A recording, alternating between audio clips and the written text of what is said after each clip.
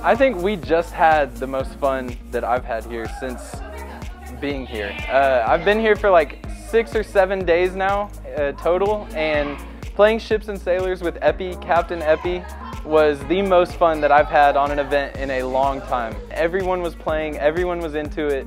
We played like 3 rounds and it was just a great time. So that was the most fun that I've had here by far. I think that we have been able to show them that growing with people that you may not know is really fun, that teamwork can be really easy, and that education is way more than just working on a computer all day. Well, one thing I'm really gonna miss is like the game, the question they asked us about like how we could like have more like be communicative, like talk to more people, like get out there and like not be shy about most of this stuff. This summer would have been boring without Paradigm Shift. Quite boring, to be honestly. Boring. Just a bunch of schoolwork.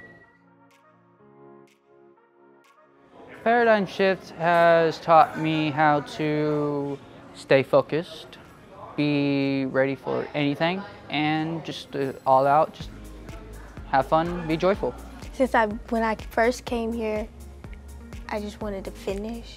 Now I want to learn more. Yes, at first I was nervous and confused about what Paradigm Shift was as a whole.